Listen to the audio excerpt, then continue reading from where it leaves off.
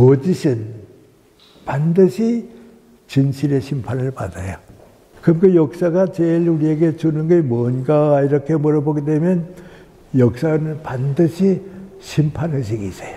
기독교는 역사적인 신앙이기 때문에 그 역사적인 신앙에 내가 동참해야 합니다.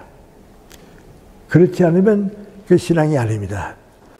세상에 제일 어리석은 사람은 누군지 아세요?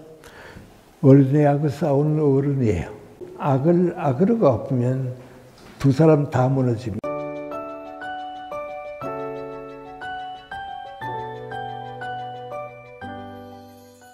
인도를 중심 삼는 문화권하고요, 중국을 중심 삼는 문화권하고, 그 다음에 이제 중동 문화권은 아직은 우리하고 깊은 연관성이 좀 적기 때문에 서양 문화권, 세문화권이 있다, 그런 얘기를 했습니다.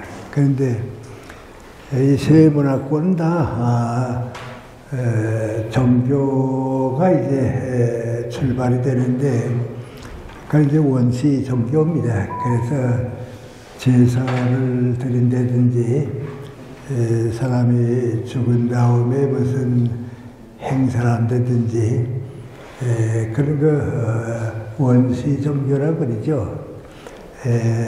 이론적인 거, 사상적인 건 없고, 한 습관화한 종교가 있었습니다.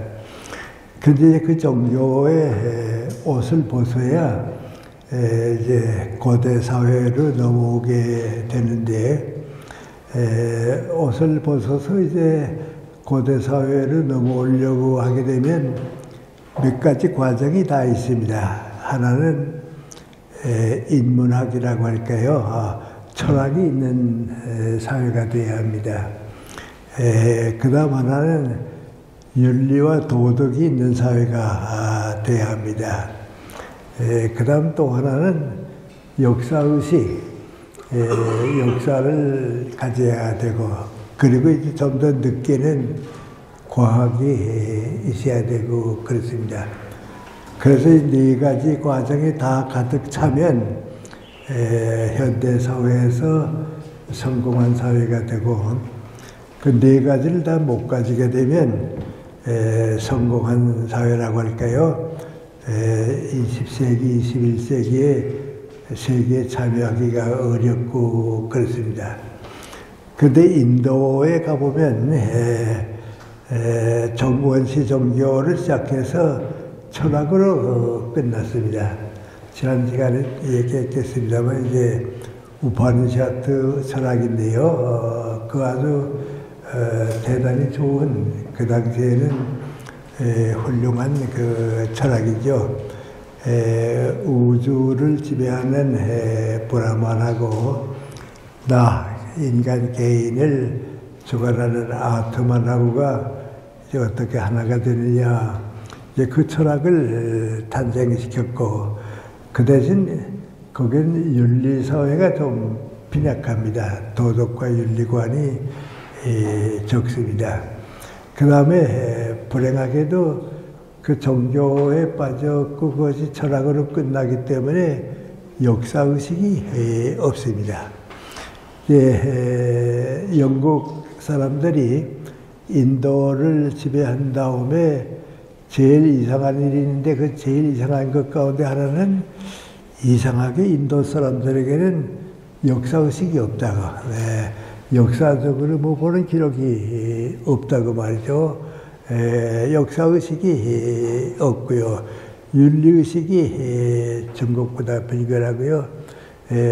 과학은 없습니다. 최근에 이제 기술은 있지만은 없습니다. 그러니까 그 네 가지를 갖춰야 하는데, 인도는 이거 하나밖에 갖추질 못했으니까 근대 사회에서 성공하지 못하고 지금까지 좀 불행하게 삽니다. 인구가 많고 그러니까 이제 큰 나라는 되죠. 이제 미안합니다만 내 생각에는 100년, 한 150년쯤 지나게 되면 인도가 세계에서 아주 그 두드러지는 큰 나라가 성장할지는 모릅니다.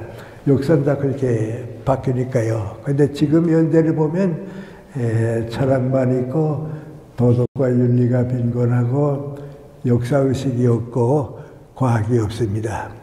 그래서 제가 얘기했지만은 영국 학자들이 인도에 가보고서 제일 놀란 건 민구안이 이상하게 인도에는 역사책이 없다고 말이죠. 역사가 없다 그럽니다. 우리나라의 나보다 좀 선배인 박종원 교수가 이제 1950년대에 세계 일주 여행을 하고 왔습니다. 우리가 이제 그분한테 이제 세계를 다 쭉 철학자로서 돌아보고 왔으니까 몇 가지 얘기하는데 그분 첫째로 얘기하는 게 명구안이 인도가 왜 이렇게 가난하게 문화적으로 뒤떨어졌는가 하는데 1년 내내 더위가 계속되고요. 1년에 8개월은 더워서 사람들이 활동을 못합니다. 그러니까 그 더위가 너무 고통스럽고 그러니까 이 현실 세계를 좀 벗어났으면 좋겠다. 이 힘든 세계를 좀 안 살았으면 좋겠다 하니까 종교는 올라가고 철학을 거기서 만들었는데 아무래도 너무 복받지 못한 나라에 사니까 그렇다 그런 얘기입니다. 근데 저도 이제 2번 인도에 좀 가서 머물러 봤는데 다 이제 대학의 여름방학에 들렀으니까 그런지 모르지만은 더워서 덤치 밖에 나가 활동할 수가 없습니다. 한 번은 내 아내하고 같이 이제 인도에 들렀는데요.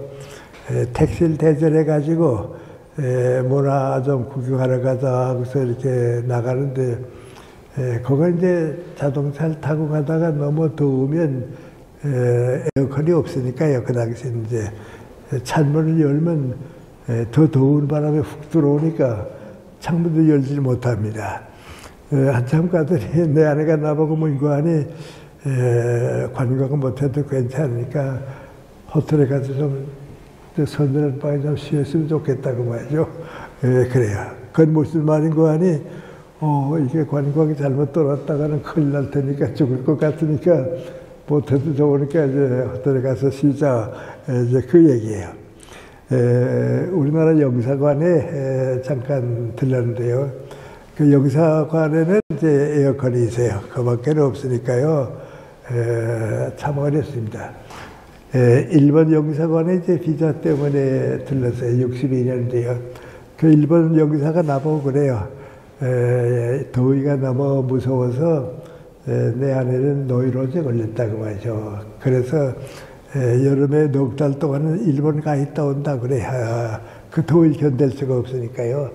그러니까 이제 어려운 현실에서 자꾸 도피하려고 하니까 종교와 철학은 생기고 역사, 과학, 도덕은 가벼워졌다. 이제 그 얘기입니다. 이제 거기에 비하게 되면 중국은 또 다르습니다. 중국은 일반적으로 날씨도 좋고요. 농사 지으면 살기도 좋고요. 자연의 혜택을 많이 받습니다. 우리 지금 이 한국 사는 게 얼마나 행복하다 하는 걸 잘 몰라요. 나도 이제 몰랐는데요.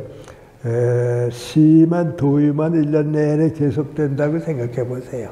또 추위만 1년 내내 계속된다고 생각해 보세요. 그 얼마나 살기 힘들겠어요. 다들 뭐 하와이 가면 살기 좋다고들 이제 그러니까 하는데요. 그게 여름 옷밖에 없으니까 말이죠. 그렇게 살 맛이 없어요. 좀 이게 변화가 있어야 되는데요. 그렇습니다. 저 북쪽 노르웨이 갔더랬어요. 노르웨이 갔더니 거기가 이제 바로 언제냐면 밤이 없는 날이 있어요. 24시간 내내 해가 떠 있는 때가 있거든요. 그 사흘 전에 거기에 갔어요. 갔는데 그 만난 사람이 내 어느 집에 좀 빌리고 있었는데요. 이제 사흘 지나면 백야가 온다고 말이죠. 그 민구안이 1년에 24시간 해만 뜨는 날. 그날은 이제 1년에 하루 있어요. 근데 그날은 다 나와서 축하 파티하고 그러긴 하는데, 참 살 재미가 없어요. 그 노르웨이 갔을 때인데 말이죠. 후원하니 밝아요. 그래서 아마 아침이 됐는가 보다, 조반 먹을 시간이 됐는가 보다 하고 시계를 보니까 2시에, 새벽 2시에. 그 새벽 2시에 벌써 해가 떴거든요. 그러니까 이게 밤낮이 없으니까요. 참 힘들어요. 거기에 살다가 우리 한국에 오게 되면요. 제일 감사한 게 미국안이 추나추동이 있어서 아주 변화가 있는데 심한 더위도 없고 심한 추위도 없고 알맞게 1년에 4번씩 바뀌는 거 그거 좋고요. 그 다음에 밤하고 넓하고 꼭 12시간씩 되면 그것도 재미가 없는데요. 조금 길기도 하고 좀 짧기도 하지만은 우리는 밤낮이 이제 조화롭게 오거든요. 그래서 이 사람이 너무 복받게 되면 그 모르는구나 말이죠. 기후, 온도 이런 거에 그렇고요. 또 우리 한국 경치가 참 좋죠.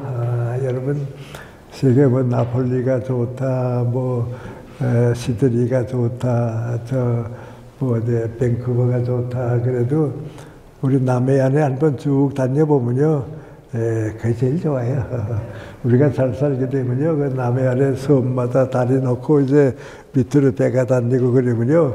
그건 세계 공원이에요. 근데 우리는 참 자연의 혜택을 받는데 중국은 인도에 비해서 자연의 혜택을 받습니다. 그러니까 농사 지어 먹고 사는 게 좋거든요.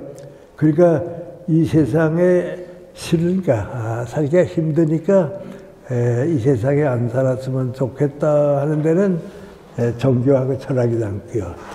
중국과 같이 이제 살기가 좋으면 뭔가하니 도덕과 윤리가 남아요.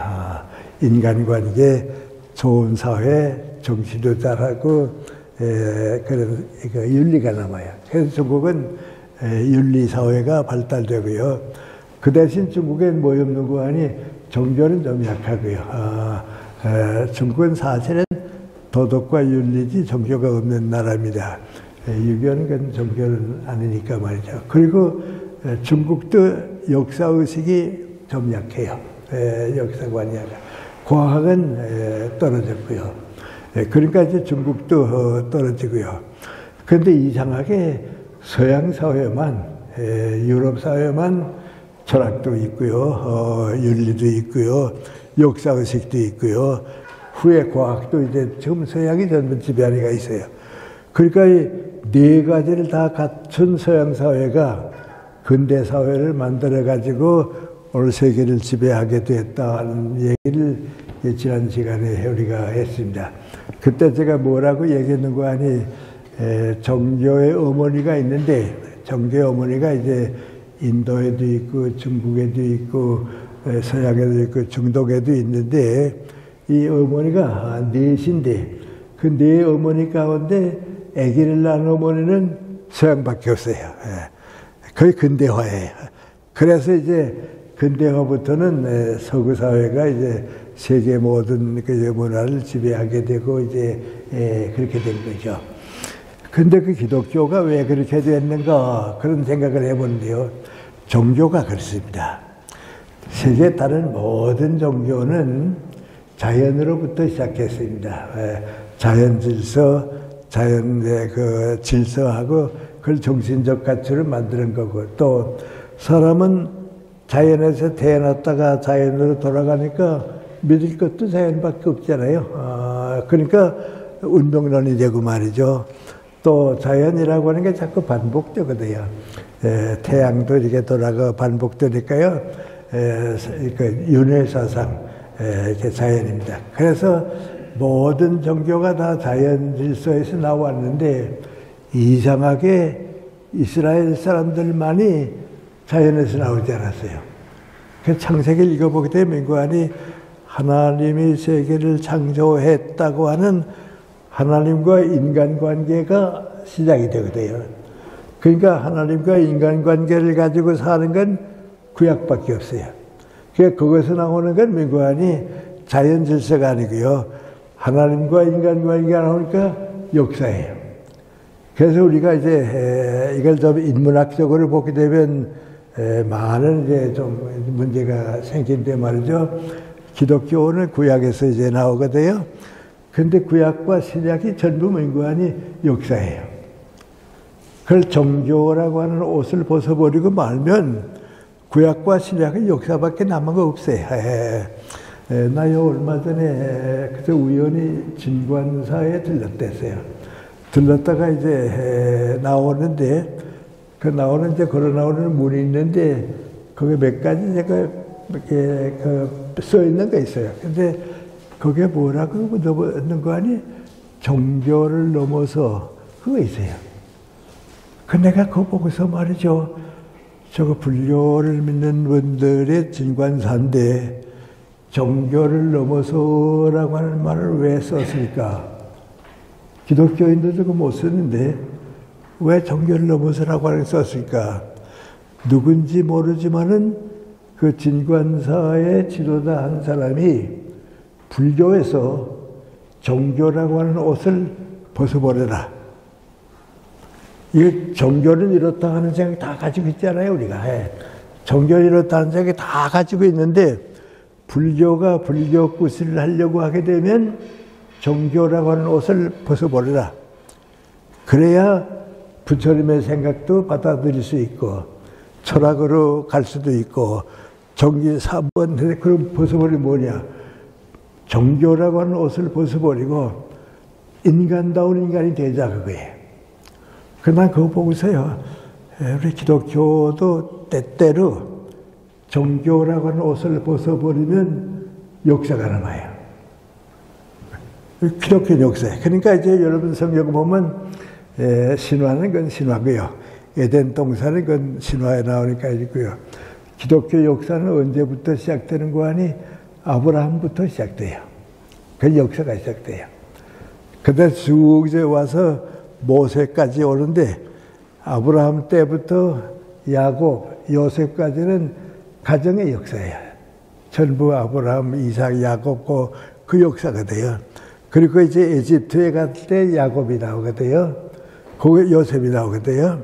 그 야곱 끝나고 이제 거기서 나오는데 그때까지는 구약이 뭐니 가족 역사예요. 그건 종교가 깔려 있지만 가족 종교예요. 그러다가 이제 거기서 해방돼서 나오는 게 모세거든요. 모세로부터 예수님까지는 민족 역사예요. 그 이스라엘 민족을 가지고 있는 역사예요. 근데 예수님이 오셔서 제일 바꾸라는 게 민구하니 하나님의 뜻은 이스라엘 민족만 위에 있는 건 아니다. 이스라엘 민족 때문에 하나님이 있는 건 아니고 하나님의 뜻은 온 인류에 통한다 말이죠. 온 인류에 통한다. 그래서 이제 기독교에 와서 인간이 있는 곳에 신앙이 있고 그건 민구하니 인류의 종교입니다. 요새 우리도 좀 나도 어렸을 때 교회 다녀보면 이스라엘 사람들이 다른 이방 민족을 이제 얕봤거든요. 우리는 하나님의 택함을 받은 민족이고 저 사람들은 세속적인 사람이라고 잔뜩 교만했거든요. 내가 어렸을 때 가만 보면 우리 크리스찬들이 그랬다고요. 우린 교회 다니고 하나님 믿는 사람이고 저 사람들은 교회도 안 다니고 하나님도 안 믿는 사람들이니까 우리만 못한 줄 알았거든요. 이제 그거 깨뜨려 놓은 게 민구 아니에요. 예수님이거든요. 이제는 인류의 종교가 되고 그렇죠. 그러니까 이제 성경을 봐도 그래요. 성경을 쭉 보면 이제 성경이 이제 두 가지인데요. 천주교에서 쓰는 성경하고 우리 개신교에서 쓰는 성경하고 조금 달라요. 개신교에서 쓰는 것은 3927이라고 그러죠. 구약이 39권, 또 신약이 27권, 그 앞에서 66권, 그것이 우리 성경이거든요. 근데 천주교에는 몇 개 더 있어요. 몇 개 더 있는데 우리 개신교에서 생각할 때는 뭔가 하니 그 66권은 성경에 들어갈 만하고 천주교에서 쓰는 몇 권은 저거 성경에 들어오면 안 되겠다 말이죠. 그것까지 성경에 들어오면 안 되겠다. 그래서 빼버렸거든요. 근데 그걸 왜 빼버렸냐면 그 역사 기록이 없어요. 그건 전설. 그 당시 사람들이 가지고 있던 그 신앙과 관계없는 역사 얘기. 그러니까 그건 종교에서 빼자. 그래 뺐어요. 그래서 우리는 뭐라는 거 아니? 천주교에서 몇 번 더 쓴 것은 경외서라 그러죠. 성경에 못 들어온 부분이다 그래요. 그래서 우리가 66권을 성경이라고 보는데 그 성경 쭉 보면 구약은 전부 역사책이고요. 역사책이에요. 그리고 역사 속에 나오는 선지자, 그 예언자, 그 사람의 글들이 거기에 이제 들어가 있는 거예요. 그 약속의 문구안이 메시아가 이제 오신다 하는 걸로 끝났거든요. 또 신약도 읽어보게 되면 문구안이 사복음에서 사도행전까지는 전부 역사책이에요. 다 역사 얘기고요. 그 다음에 이제 바울 사도랑 편지라는 건 기독교 정신, 기독교 사상이 거기 있는 거고요. 마지막에 이제 묵시록이 있거든요. 그것도 역사 예언이에요. 예수님이 다시 오실 때, 하나님의 나라가 이루어질 때. 그래서 사실 기독교 역사를 쭉 보게 되면 세 가지인데요. 창세기 처음에 있는 하나님께서 세계를 창조하셨다. 그거의 시작이고요. 예수 그리스도가 오셨다. 거의 중심이고요. 묵시록에 그 예수님이 하늘나라와 더불어 다시 오시고 그게 역사의 끝이거든요. 그러니까 역사예요. 역사책이죠. 그래서 이제 기독교가 간 사회에 가게 되면 역사의식이 있고요. 기독교 사회가 아니면 역사적인 속이 없어요. 그럼 그 역사가 제일 우리에게 주는 게 뭔가 이렇게 물어보게 되면 역사는 반드시 심판의식이 있어요. 역사는 벌 받는다 말이죠. 네. 근데 다른 건 인과관계가 있어요. 이렇게 됐으니까 이렇게 되고 이렇게 됐으니까 이렇게 인과관계가 있는데 역사는 기독교는 심판의식이 있고 이제 그래요. 그래서 기독교가 역사 종교다 그래요. 내가 62년에 미국에 가서 시카고 대학에 좀 한 학기 머물렀는데요. 거기에 밀키아 엘리아드라고 하는 세계적인 종교학자가 있었어요. 정말 대단히 그 훌륭한 분이에요. 그분이 불란서에서 이제 강의를 하고 있다가 시카고 대학에서 이제 초청해서 이제 왔어요. 오니까 영국, 독일, 불란서에 있던 종교학자들이 저거 엘리아드 교수가 미국 갔으니까 그렇게 훌륭한 교수가 유럽에는 없거든요.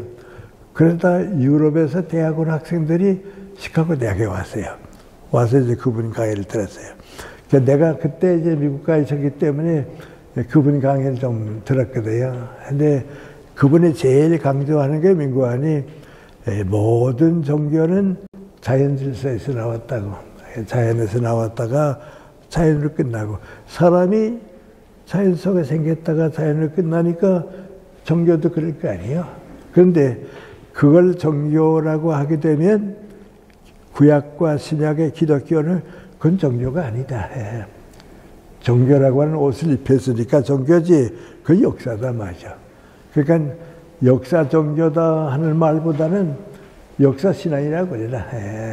역사 신앙을 가지고 산다. 그렇게 보라 그렇습니다.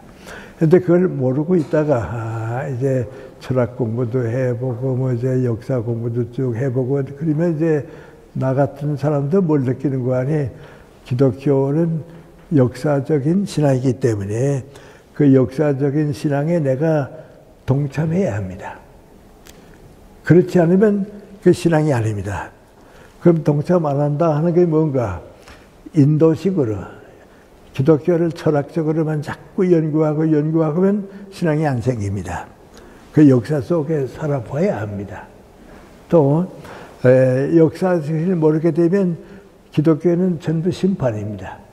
잘못된 건 잘못된 것대로 벌 받고 근데 우리가 이렇게 쭉 살아보게 되면 어린애들에게 가르칠 때도 뭐라는 거 아니에요. 너 이렇게 했다면 벌 받는다. 그 애들도 잘못하면 벌 받는 줄 알고 있거든요. 또 역사도 또 그렇거든요. 지금 우리 이제 정치가 지금 자꾸 변하고 있는데 나 같은 사람도 뭐라 그러는 거 아니 민주당과 문재인 대통령 때 역사는 역사가 바뀌면서 심판을 받거든요. 그 심판 받았다는 건 벌 받는다고 하는 게 아니고요. 좋은 점은 남고 나쁜 점은 버림받고 아주 나쁜 점은 벌 받고 말이죠. 그건 아주 엄연한 역사거든요. 그래서 역사 종교가 기독교다 하는 걸 깨닫게 되면 많이 달라집니다. 그런데 제가 왜 이런 얘기를 지난 시간에 한 걸 보충하냐 하면요. 우리가 이렇게 사회생활을 쭉 하는데 사회생활할 때 이건 다 지금까지 한 얘기는 떠난다고 하더라도 두 가지가 있습니다. 인간이 산다고 하는 것은 사회 속에서 합니다. 이건 뭐 어떻게 할 수가 없습니다.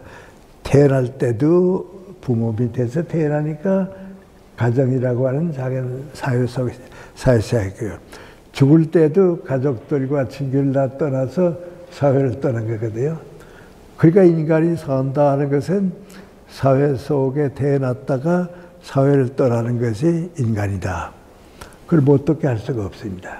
그러니까 미국에서 태어난 사람들은 그 사회 속에 살고 한국에서 태어난 사람은 또 이 사회 속에서 살고 사회 속에서 사는 겁니다. 이제 우리가 저 같은 사람은 그 분야가 잘 아니기 때문에 이제 이따만큼 이제 모르는 사회 속에 가보는 때가 있습니다. 예를 들면 이제 남태평양 사람들을 만납니다. 하와이 같은 데 갑니다. 가면 이제 원주민들이 있거든요. 그 원주민들 이렇게 쭉 보게 되면 저 사람들은 지금 우리와 같이 살긴 살지만은 생각이 따로 사니까요. 원주민 그대로 있습니다. 그 생각, 그 사회 속에서 합니다. 그런데 그건 누구나 다 압니다. 사회는 이제 공간이라 그러죠. 인간 삶의 공간이니까 눈에 보이는 거고요. 뭐 전쟁 났다, 폭풍이 불어왔다, 그건 사회 속에 사는 겁니다. 그런데 기독교가 들어와서 우리에게 얘기해 주는 거 제일 뚜렷한 게 있는 거 아니? 인간은 사회 속에 살면서 역사 속에 산다 그럽니다. 그런데 그걸 다 갖춰야 인간답게 삽니다. 사회 속에도 살고 역사도 사는데 사회 속에 산다는 것은 옆을 보고 사는 겁니다. 일본 사회, 한국 사회, 중국 사회, 영국 사회 그걸 보고 사니까 다 보고 사는데 역사 속에 산다는 건 보이질 않습니다. 누구 시간 본 사람이 없거든요. 우리 교회 다니는 분은 아주 다 잘 압니다만은 요한복음 보게 되면 재미있는 얘기가 있습니다. 예수님이 수가성 앞에 갔는데 목이 마르고 좀 식사를 하고 그래야겠으니까 그 우물가에 머물면서 제자들의 맹관이 점심 먹을 걸 사러 갔나 하고서 성 안에 들어가고 예수님 제 우물가에 앉아 있거든요. 그때 어떤 여인이 물동을 이고서 물을 길러 왔습니다. 그 여인이 와서 쓱 보니까 자기네 사마리아 사람들은 여기에 안 오는데 유대 사람이 와 있거든요. 그러니까 우리를 얕보고 있는 양반이라고 생각하는 유대 사람이 왔구나 하고요. 또 그 이스라엘 사람들은 남녀 관계가 이제 거리가 상하 관계가 되니까 마음속에요. 우리를 무시하고 사는 유대인이고 남자고 나는 여자고 그러니까 나는 이제 얕보겠지 그러고 있습니다. 그 예수님이 그 여인 보고 모인고하니 물을 좀 달라고 그러죠. 그러니까 당신은 유대 사람이고 남자인데 왜 이스라엘 이 지방에 사는 우리 보고서 물 달라고 여인 보고 물 달라고 그럽니까? 그러니까 예수님이 뭐라 합니까? 너 보고 물 달라고 하는 사람이 누군지 알았다고 하게 되면 내가 나보고 물을 달라고 그랬을 거다. 아니 우물도 깊고 드레박도 없는데 어떻게 물을 주십니까? 그랬더니 내가 주는 물은 영적인 물이기 때문에 한 번 마음에 받아들이게 되면 다시 목마르지 않는다고. 이 우물물을 마시는 사람은 항상 마음이 메마르게 산다고 말이죠. 그래요. 그러니까 종교 싸움이 나는 거죠. 이 여자가 뭐라 합니까? 이 우물은 적어도 야곱이 파준 우물입니다.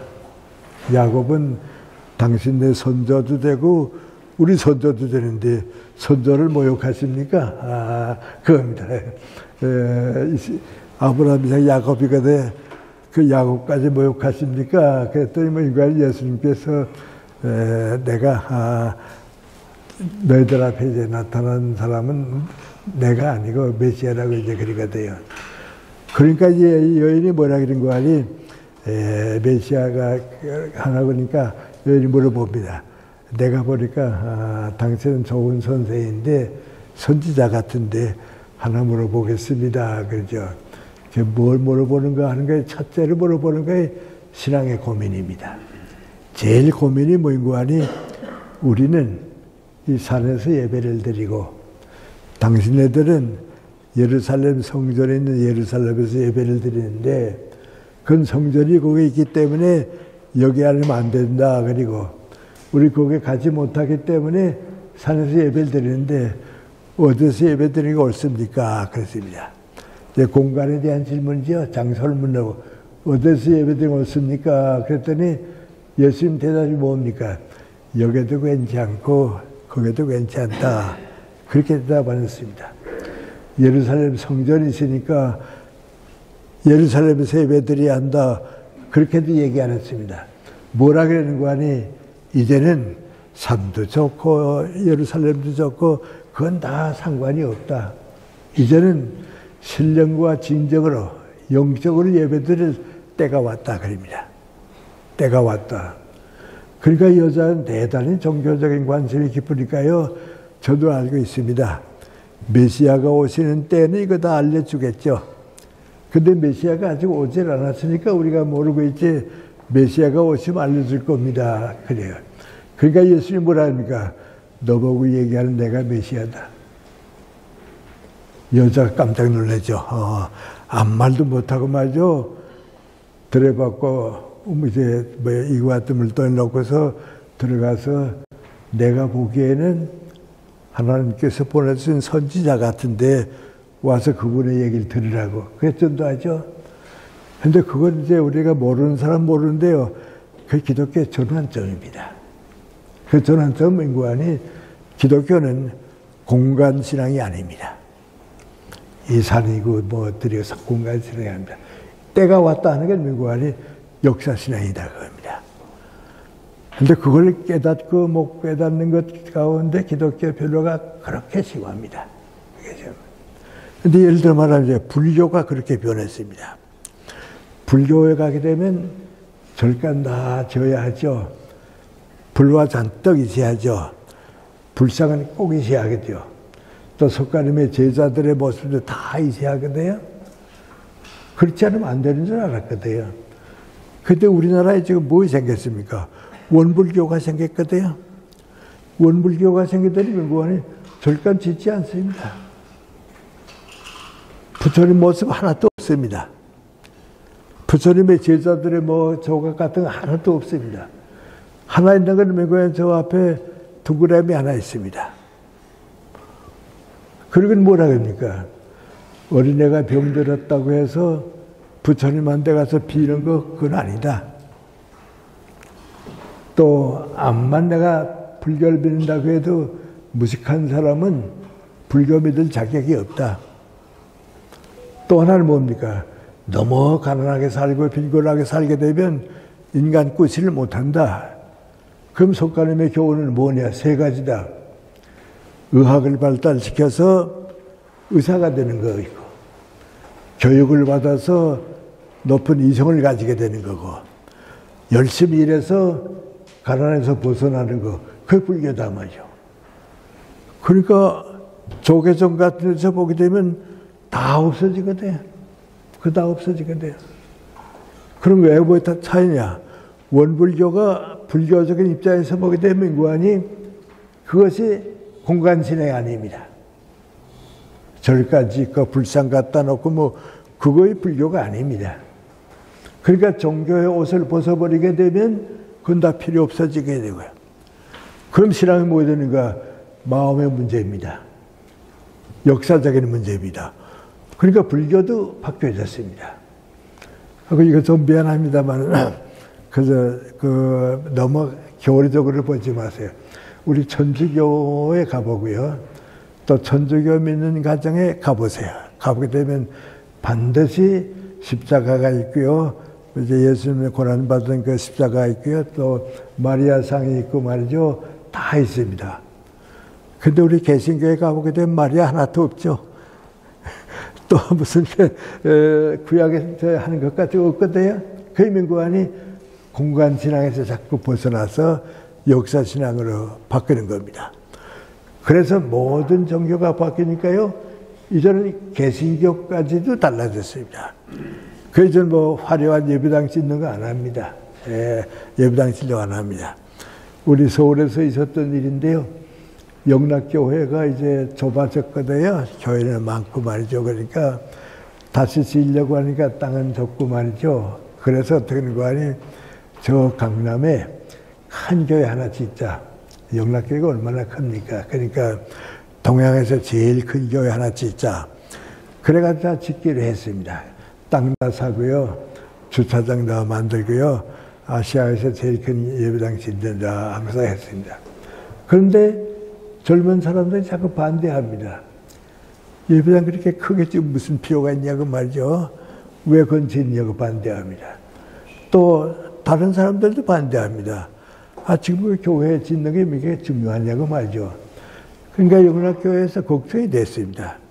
세상 사람들은 어떻게 하는지 좀 물어보자. 그 사회 여론 좀 들어보자 그랬습니다.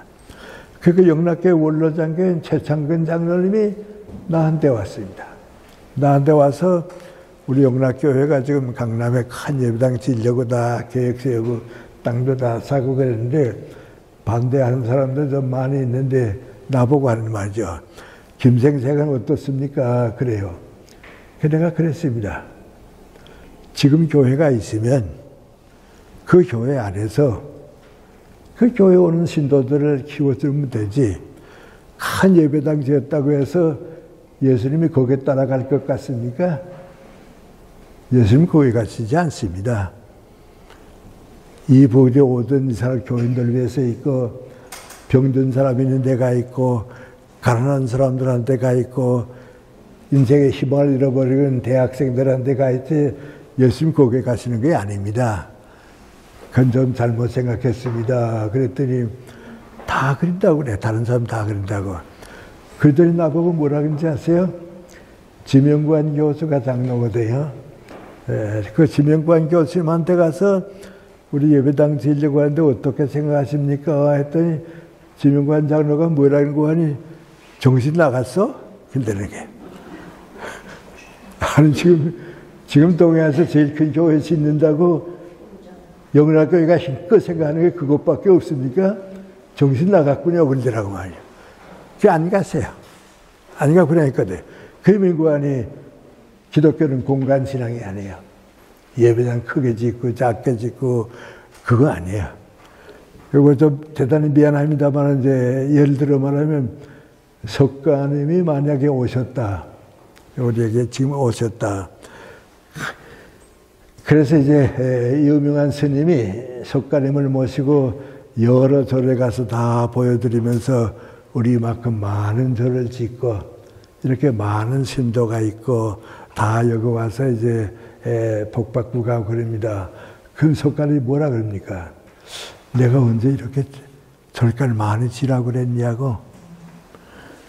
절간 지는 건 또 괜찮다고. 그런데 어디 가든지 불상 내 모습이 있는데 창피해서 갈 데가 없다고. 석가님 그러실 거예요. 어디 가든지 내 불상이 있는데 내가 갈 데가 없다고 말이죠. 차라리 원불교는 괜찮은 거예요. 그 이제 공간신앙에서 시간신앙, 사회관에서 사회신앙에서 역사신앙으로 바뀌는 거예요. 그만큼 중요해요. 미안하지만 제 얘기 하나 할까요? 어렸을 때 교회에 다녔기 때문에요. 성지순례를 한번 해야겠다 해가지고서 계획하다가 62년에 여름에 상당히 좀 어려운 조건이 많이 졌습니다. 그래도 그때 이제 전쟁 나고 뭐 그랬는데요. 어디 가봐야겠다. 그래서 이제 요르단 왕국에 가서 이제 예수님 당시 구약 것도 보고요. 또 경계선 넘어가지고 이스라엘에 가서 또 그거 다 쭉 보고 그랬어요. 다 가보니까요. 정지경 목사님도 2번 갔다 왔는데 나보고 그래요. 성지순례하면 예수 믿을 생각 안 난다고 말이죠. 거기 가보게 되면 전부 예수 팔아먹고 삽니다. 그건 그저 미신으로 가득 찼습니다. 2가지만 내가 얘기할게요. 한번 우리 감담산이라고 그러죠. 예수님 십자가에 못 박히기 전에 갔던 마지막 산이죠. 그게 올라갔어요. 어느 스페인 사람하고 나하고 같이 이제 살 빌려가고 갔기 때문에 이제 거기 가는데요. 몇 사람이 뛰어나오더니 민구안이 따라오라고 그래요. 왜 그랬냐 그랬더니 예수님 성천하실 때 마지막 밟은 발자국이 있는데요. 와보라고 말이죠 그래요. 그 나는 제가 거짓말을 해도 작심이지 그게 말이 되니까 예수님 승천하실 때 발자국 잘했더니 그건 말도 안 되거든요. 그래서 그 안 봐도 괜찮다고 그랬어요. 나 안 봐도 괜찮다고 그랬더니 또 같이 갔던 스페인 사람이 그럼 또 꼭 가보자고 그래요. 꼭 가보자고 말이죠. 그래 같이 갔다가 또 나만 떨어질 수 없으니까 그럼 같이 가서 당신만 보라고 말이죠. 그리고서 이제 갔어요. 갔더니 이렇게 울타리 같은 거 쌓아놓고 말이죠. 그거 들어갈 때는 이렇게 들어가게 돼 있거든요. 거기 들어가면 이제 예수님 성천할 때 발자국이 있다고 말이죠. 그래요. 그래서 스페인 사람은 그것도 가보고 오더니 민구안이 나보고도 가보라고 그래요 말이죠. 그래서 나는 안 가도 괜찮다고. 생각해보면 그런 소리가 없거든요. 없거든요. 그렇게 많아요. 많아요. 근데 그 히랍 정교 신부들이 거기에 이제 관리하고 있는데요. 이 사람들이 그저 관광객이 그 팁 주는 거, 그것만 보고 따라해. 신부들이 말이죠. 그래서 거기 다녀오고 나니까요. 여기 안 올 걸 공연이 왔단 말이죠. 전부 성지라고 해서 장사꾼만 말고 안 돼요. 이스라엘은 나아요. 이스라엘 건너가 보면요. 또 예수님 얘기가 하나도 없어요. 안내하는 사람도 없어요. 내가 찾아가야 돼요. 나사렛이 어떤 곳인지 내가 찾아가 보고 또 바닷가도 내가 찾아가 보고 그래요. 그러니까 거긴 성지라는 게 없어지고 말았어요. 그래서 다 다녀보고서 마지막에 갈릴리 바닷가에 이제 호텔에 머물렀다가 이제 떠나게 되는데요. 제가 이제 마지막 좀 기도 드리고 싶어서 밤에 호텔에서 나와서 그 바닷가 잔디밭에서 솔직히 기도드렸어요. 주님, 성지라고 해서 한 번은 와봐야겠다 해서 다 다녀봤는데 너무 잘못되어 있습니다. 이건 주님 팔아서 장사하는 것밖에 없고 주님의 마음은 찾을 때도 없고 너무 실망했습니다 말이죠. 그래. 근데 내 생각에 조용히 떠오르는 생각이 민구안이 예수님께서 나한테 하시는 말씀과 같이 들려온 게 민구안이 너 왜 여기 와서 날 찾냐? 나 지금 내가 사랑하는 제자들 속에 가 있고 세브란스 병원에 환자들 위로하는데 다른 사람들과 같이 가 있고 내 마음을 가지고 간 사람과 더불어 같이 있는데 다 갈 곳이 있대. 여기가 아니라고 말이에요. 여기가 아니라고 말이에요. 그래서 기도드리고 돌아와서 민구안이 알겠습니다 말이죠. 알겠습니다. 그때 깨달은 게 민구안이 기독교는 공간신앙이 아닙니다. 눈에 보이는 형식 그게 아닙니다. 민구안이 우리 영적인 신앙입니다. 마음의 신앙입니다. 그 다음부터 나는 성지순례라고 하는 게 내게는 없습니다. 내게는 없고 얘기하게 되면 나 예수님 고향 가봤다고. 예수님의 고향 가보니까 예수님 이렇게 계셨구나, 여기 이렇게 사셨구나라는 걸 그 보고 왔다고 말이죠. 그 예수님의 고향을 찾아보려고 하면 가보라고. 그러나 성지라고 하는 건 기독교에는 없다고. 미안합니다. 솔직히 나는 말하면요. 기독교에는 성지도 없고요. 성자도 없습니다. 만약에 누가 나보고 당신은 예수 잘 믿으니까 성자입니다 하게 되면 나는 그런 죄스러운 생각을 왜 가지냐고. 나 인간이라고 마셔. 나 인간이라고. 부끄러움도 많고 거짓도 많고 잘못도 많고 남 미워하기도 잘하고 나 인간이라고. 그러니까 믿으려고 하는 것이지 내가 성자가 돼서 믿을 거 없지 않습니까? 그 인간다운 인간이 돼야 합니다. 이제 그것이 공간신앙에서 참신앙, 역사신앙으로 오는 겁니다. 그러니까 이제 다른데요. 그런데 역사신앙이 되게 되면 꼭 필요한 것 가지 있습니다. 현명관이 역사는 심판합니다.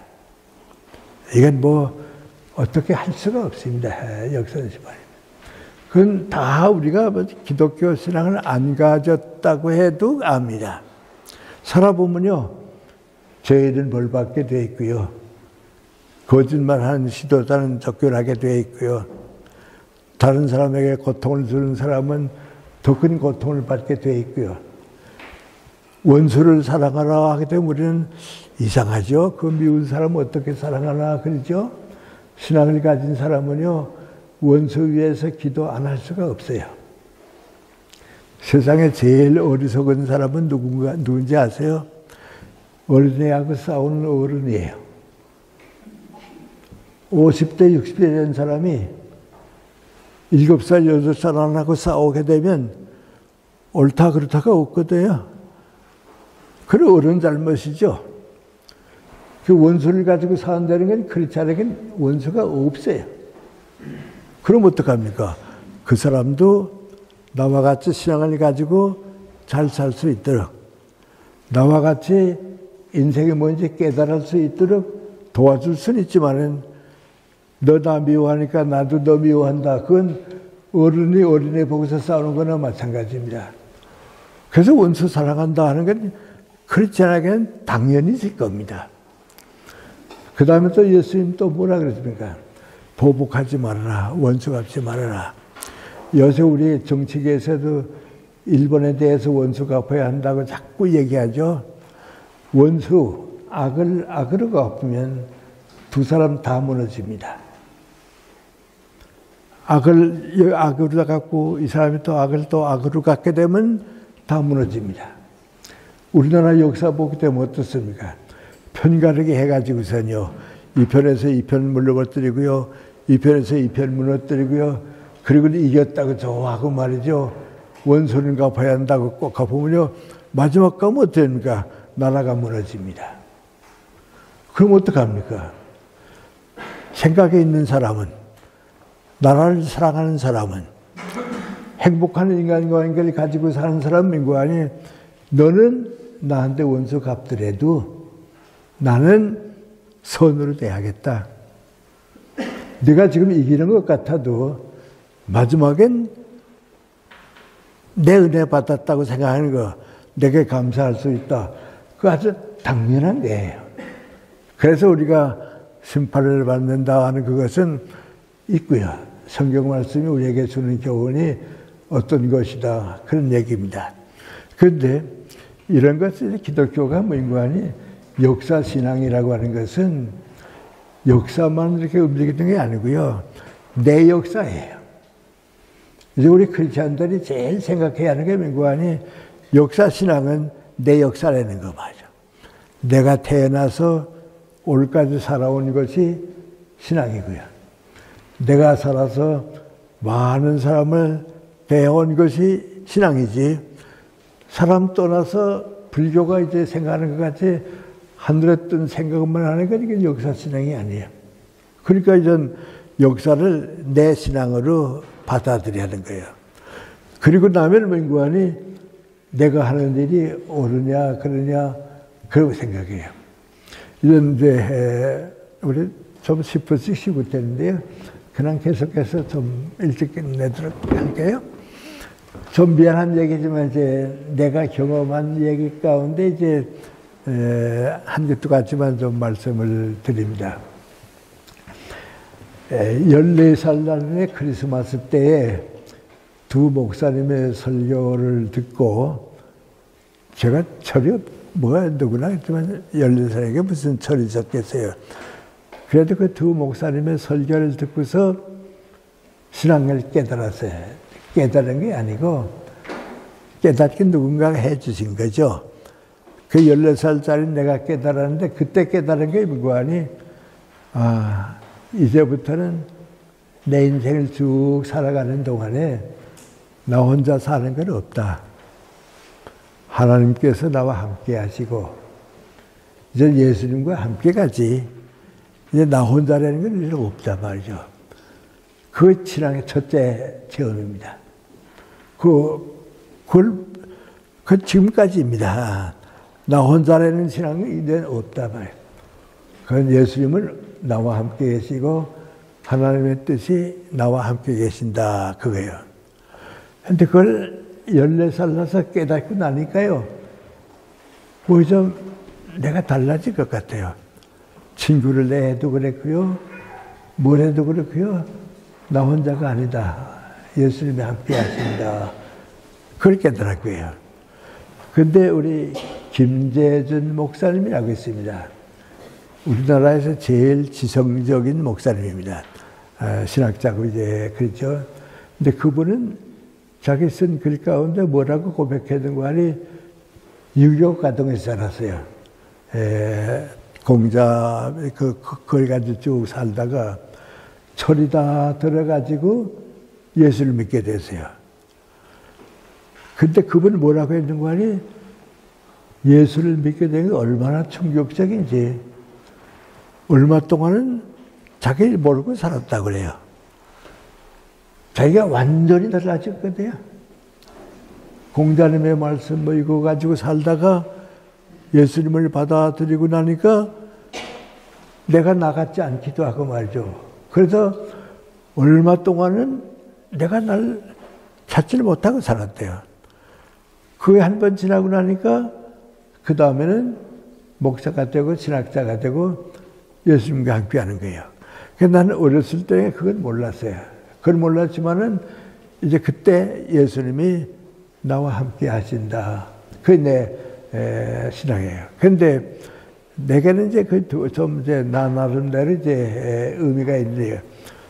전에 말씀드리겠습니다만은 너무 건강이 좋지 못해서 중학교도 못 가고 나는 오래 살지 못할 거라고 생각했다가 이제 예수님이 함께 하신다 하니까 죽는다 산다 뭐 그건 걱정 없고요. 이제 예수님과 더불어 함께 살면 되겠다고 봅니다. 그래서 살아오는 동안에 내가 경험 못했던 여러 가지를 경험합니다. 해방될 때에 내가 느꼈던 것도 경험하고요. 중학교 다닐 때 신사참배 문제로 겪었던 것도 생각하고요. 학도병 때에 그 학도병 문제 가지고도 고민하고요. 그래서 쭉 고민하고 있는데 그래서 그 겪은 것 가운데 하나를 오늘 좀 여러분한테 말씀드려서 말이죠. 이런 체험을 하는 것이 신앙이고 예수님이 함께 하신다 하는 거죠. 그 옛 가운데 하나입니다. 1950년입니다. 1950년에 정월 첫날 밤에 꿈을 꾸게 되는데요. 누가 창문을 열고 내다보라고 그래요. 그래서 창문을 이렇게 내다보니까요. 군대가 행진을 하는데요. 저 북쪽에서부터 군복을 입고 총을 맨 군대가 무장을 갖춘 군대가 우리 집 앞에서 쭉 이렇게 지나가는 거예요. 근데 동양 사람이나 한국 사람도 아니고요. 서양 사람도 아니고요. 하여튼 키는 다 크고 무장하는 군인이 이게 쭉 지나가는 거예요. 그래서 이게 어디서 왔는가 하고 이렇게 멀리 쭉 저쪽 보니까 저 군대가 있었는데 거기에 뭐에 달려있는 거 아니 소련의 스탈린의 사진이 쭉 붙어 있어요. 거기서부터 출발하는 군대예요. 그만 내가 너무 충격을 받고 놀라서 말이죠. 이거 어떻게 되는 세상인가 말이죠. 그걸 깼어요. 그 정말 처음 날 꿈이에요. 그러니까 이제 내 마음속에 금년은 무슨 큰 사건이나 변화가 없이 끝나야겠는데 그 좀 불안한 마음을 가지고 있었거든요. 그런데 6월 25일에 우리 집이 신촌인데요. 광화문에 이제 우리 학생들하고 일요일이니까, 수요일날이니까 이제 성경 공부하려고 나갔는데 전쟁 났다고 그래요. 그 전쟁 났다고 하니까 내 마음속에 명구하니, 이거 어떻게 된 건가 말이죠. 그리고 방송에 들려오는데 말이죠. 모든 군인들은 원포대로 돌아가라고 말이죠. 지휘관들은 무조건 돌아가라고 말이죠. 그래요. 근데 그때가 좀 미안하지만 그때 무슨 일이 있었냐면요. 북한군과 북한의 이제 그 공산당이 다 조직 핸들이 됐어요. 예를 들어 말하면 지금 우리 대통령실에 있는 그 국방부 빌딩 있잖아요. 그 뒤에 가면 육군해관이라고 있습니다. 그때 그 육군해관을 다 짓고서 육군 장교들을 위한 해관으로 짓고 그 낙성식 파티를 했어요. 그 낙성식 파티를 언제는 거하니 6월 25일 전쟁 나는데 6월 24일 저녁에 전 사단장들, 그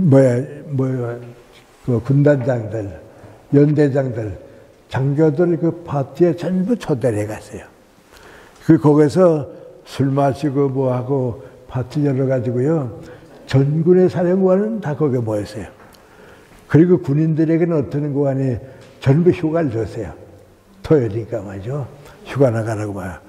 그 군인들은 다 휴가 내보내고 지휘관들은 전부 거기서 밤새도록 파티 열고 그리고 정오에 전쟁은 났고 말이죠.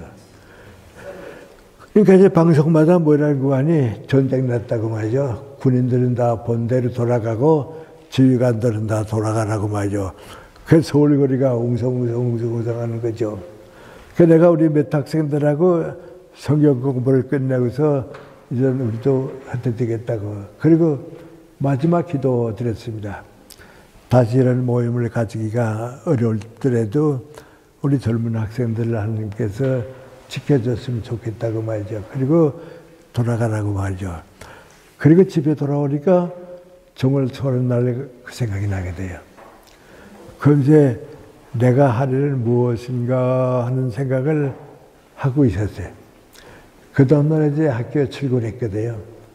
그래서 나도 몰라요. 어떻게 됐는지 모르겠는데 출근하자마자 어디로 가는 거 아니 교장실 찾아갔어요. 심영필 교장실 찾아가서 내가 뭐라 했는 거 아니 이 전쟁은 국지전쟁이 아니라고. 지금 어디서 났다 하는 건 이제 북한에서 대한민국이 얼마나 어떤 군은 무기를 가지고 있는가 보자 하고서 여기서 조금 일으키건 후퇴하고 여기서 조금 일으켜보건 후퇴하고 대한민국에 탱크가 있나 없나도 보고 무기가 어떤 거나 보고서는 후퇴했거든요. 우리는 그걸 자랑스럽게 생각해서 우리가 전쟁만 나면 점심은 평양에서 먹고 저녁은 시리즈가 먹는다고 아주 들떠가지고 야단을 때라고요. 이게 큰 전쟁이라고. 그래서 우리 교장 보고 뭐라 그러는 거 아니 우리 은행에 적금한 돈이 있는데 우리 모든 선생님들한테 3개월분 봉급을 찾아서 미리 좀 줘달라고. 전쟁 나면 다들 혼란하고 먹고 없고 고생하지 않아요? 그렇게 해줬으면 좋겠다고 그랬어요. 근데 우리 심영필 교장이 30세밖에 안 된 젊은 선생이 와서 그러니까 믿을 수도 없고 안 믿을 수도 없고 그러거든요. 그래서 내가 이건 하나님께 좋다고 말 해달라고 말이야. 그럼 내가 우리 교조 이사장 인천 선생한테 가서 물어보겠다고. 그리고 못 들은 거 아니 그 바로 마사는 인천 김성수 선생을 찾아갔어요. 찾아가서 우리 학교에 북한으로 온 한 젊은 선생이 있는데 이건 전쟁이라고. 그러니까 3개월분 봉급을 찾아서 미리 다 줘달라고 그랬는데 어떻게 했으면 좋겠냐 말이죠. 그 교장은 할 생각이 없었지요. 근데 인천생 도랑이 넓은 분이거든요. 그러니까 괜찮다 그렇게 하라고 말이죠. 왜? 만약에 전쟁 나게 되면 우리 선생님들 다 고통받을 텐데 말이죠. 그렇게 하라고 말이죠. 그래서 그날로 은행에 적금했던 돈 찾아가지고 모든 교직원에게 3개월 봉급을 먼저 줬다고요. 전쟁 나게 되면 그걸로 살고요. 전쟁 안 나면 또 월급 줬으니까 또 그걸로 사니까요. 먼저 줬다고 말이죠. 그리고 인천선생 등관이 고려대학하고 중앙학교하고 같은 재단이거든요. 그러니까 고려대학에 연락을 해가지고 중앙학교에서는 3개월 월급을 모르죠. 봐서 다 줬는데 고려대학은 어떡할까요? 그랬습니다. 그랬더니 현사임 총장이 뭐라는 거아니요. 그건 나는 공금엔 손 못 댄다고 말이죠. 난 그 공금을 조작할 게 없으니까 나는 그 반대라고 말이죠. 안 했어요. 그래서 우리 중학교 선생님들은 3개월 동안 있다가 필요하니까 다시 복구했거든요. 그러니까 그 월급이 다 넘겨세요. 나는 또 이제 우리 애들하고 내 아내하고는 서울 두고두고 나 혼자 필요하니 갔다가 3개월 있다가 돌아와서 찾았거든요. 그때 나는 왜 3개월이라고 그랬는지 그건 나도 몰라요. 하여튼 그게 3개월로 받았는데요. 미안합니다. 그 얘기. 그런데 그때부터 피라는 남자에 떠났거든요. 떠났는데 내 한 사람은 중학교 때 제자인데 중청남도 홍성에 살고요. 또 한 사람은 연구원이 신학대학에 다니는 젊은 사람인데요. 우리 셋이 한강을 건너서 피란을 가게 됐어요. 피란이 가는데 걸어가는 거죠. 첫날 가니까 수원에서 자게 됐어요. 근데 수원에서 자는데 미안합니다. 좀 이상하게 듣지 마세요. 꿈에 아주 별이 하나 보여요. 두 번째 간 것은 홍성에 갔어요. 거기 가서 거기까지 걸어가서 이제 또 자는데 또 그렇게 별이 뚜렷하게 나타나요. 그래서 세 번째는 어떤 관이 대전에 갔는데 그것도 또 나타나요. 그래서 그 세 번 나타나서 말이죠. 뭔가 셋이라고 하는 게 뭔지 모르겠다 말이죠. 모르겠다. 그런데 대전에서 이제 우리 셋이 모여가지고서 어떻게 했는 거 아니? 지도를 보니까 공산군이 들어온다고 해도 제일 먼 데가 광주 그 목포거든요. 멀리까지 가두는 게 좋을 것 같거든요. 그래서 우리 여기서 호남선으로 해가지고서 광주 목포로 가자. 그 셋이 약속을 했어요. 그 약속을 하고서 이제 내일 떠나려고 생각하는데 내가 무슨 일 때문에 잠깐 이제 밖에 나왔다가 이제 들어가는데 우리 서울에 우리 교회에 주일학교 학생이에요. 그 주일학교 학생이 날 거기서 길에서 만나더니 선생님 그래요. 너도 필요로 왔냐? 그래도 왔다고 말이죠. 그 누구랑 왔냐? 우리 가족들이 같이 왔다고. 그 어디로 가는데? 그랬더니 부산 간다고 말이죠. 그랬더니 그 애가 뭐라는 거 아니? 주일학교에서 제자니까 말이죠. 선생님 부산으로 가자고 자꾸 그래요. 그때는 뭔가를 이제 내 판단은 모르고요. 뭔가 간절한 얘기를 들으면 다른 게 좋다는 생각이 나니까 내가 두 사람 보고서 나는 얘가 또 내 어린애가 자꾸 부산 가자 그래서 글로 갈 테니까 돌아와서 말이죠. 후에 만나자고 말이죠. 나는 부산으로 가고 두 사람은 호남으로 갔어요. 그 부산에 가서 한 3개월쯤 있었죠. 한 3개월쯤 있었는데 이 두 사람이 목포로 해서 부산까지 왔어요. 오더니 나보고 그래요. 선생님 가서 큰일 날 뻔했다고 말이죠. 목포 호남 지방에 가니까요. 전부 좌파 잠재했던 공산당원이 있어서 우리 집에서 자질 못했다고. 산에서 자고 얻어먹고 다니다가 왔다고 말이에요. 가서 큰일 날 뻔했다고 말이죠. 그래요. 그리고 꼭 3개월 있다가 다시 복구했거든요. 그래서 셋이라고 하는 숫자가 참 이상하게 마음에 걸린 3개월이구나 말이에요. 그 와보니까 이제 하여튼 내 가족들은 다 괜찮고요. 그 집은 그대로 남고 옆 집은 다 무너지고 괜찮았어요. 그리고 와서 한 일주일인가 있는데 일주일도 안 됐을지 모르겠어요. 고등학교 때에 한 학생이 내가 참 잘 알고 사랑하는 학생이 어떻게 무슨 문제 때문에 그런지 모르겠어요. 얘가 자살하려고 독약을 먹었어요. 근데 그게 발견 안 됐으면 죽었을 텐데 독약을 먹고 쓰러져 있는 걸 부모님이 발견했어요. 발견해가지고서 병원에 입원시켰거든요. 그 병원에서 다 그 약을 토하게 만들고 꺼내와서 목숨을 구원하게 됐어요. 근데 어머니가 이제 나는 학교 나가 있는데 그때 부산 분교 때입니다. 나가 있는데 그 얘기를 해요. 아들을 잃어버리면서 걔가 어젯밤 독약을 먹고 자살하려고 그랬는데 병원에서 치료받아서 깨어나게 할 것 같다고 선생님 바쁘시지 않으면 좀 다녀가 줬으면 좋겠다고. 그래서 내가 찾아갔어요.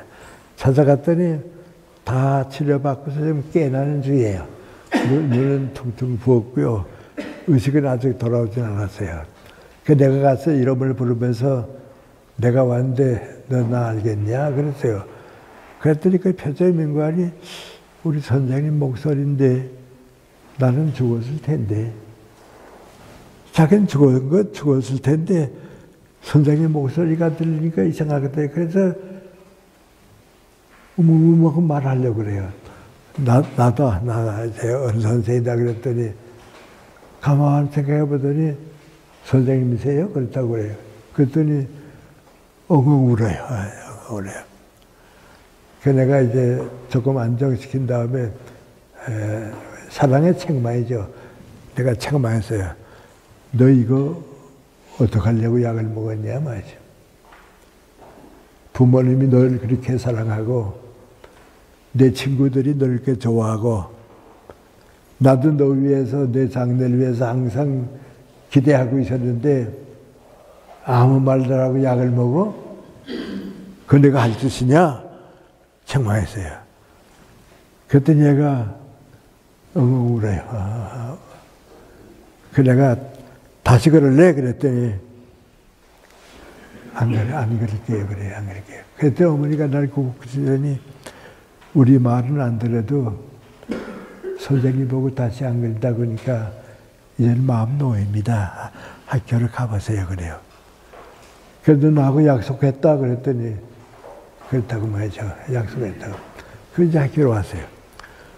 그 애가 자라가지고서 서울대 공과대학에 가서요.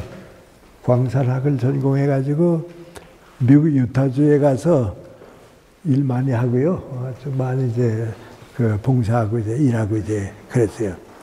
이제 그 애가 있는데 말이죠. 내가 부산 피란 갔다가 3개월 만에 집에 돌아와서 며칠 안 되는데 그 애가 저녁 때 다른 내 제자하고 둘이서 군복도 다 가지고요. 신분증도 다 만들어가지고서요. 찾아왔어요. 뭐 전혀 내 생각 못해 찾아왔어요. 찾아오더니 뭐라는 거 아니, 선생님, 내일 아침에 우리나라에서 처음 이제 북한으로 가는 후생부 열차가 있는데 고향에 가시고 싶어 하는 거 내가 아니까 고향에 가시라고 말이죠. 첫 번 열차니까 타고 가시라고. 그러더니 군복도 내려놔주고요. 신분증도 내려놔주고서요. 그리고 이제 갔어요.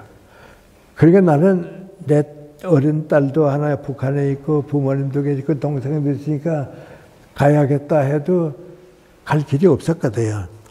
그때 못 갔으면 내 딸도 못 보고 가서 다시 못 볼 뻔했어요. 근데 걔가 그걸 갖다 주고 갔으니까요. 다음날 그 군복 입고 이제 그 신분증 가지고 갔어요. 하룻밤 자고 차 안에서 하룻밤 자고 다음날 대동강 동쪽에 내려가지고 나룻배 타고 건너가서 고향을 만났거든요. 그 애가 만약에 도와주지 않았으면 내 가족들 다시 만나지 못할 뻔했는데요. 만났어요. 근데 그리고 이제 얼마 있다가 전쟁이 끝나니까 3년 후에 이제 전쟁이 끝났거든요. 이제 그걸 제가 겪었던 거예요. 단지 겪었는데 지금 내가 이제 쭉 생각해 보면 그런 경험을 겪는 동안에 주님께서 나와 함께 하셨다. 주님께서 나를 지금도 함께 해주고 계신다. 그러니까 그 비슷한 일을 여러 번 겪으니까요. 이제 누가 나보고 뭐라고 얘기해도 기독교가 어떻다고 얘기해도 그것 때문에 내가 나를 소중히 여기는 것보다도 주님의 뜻이 이제 함께 하는 거죠.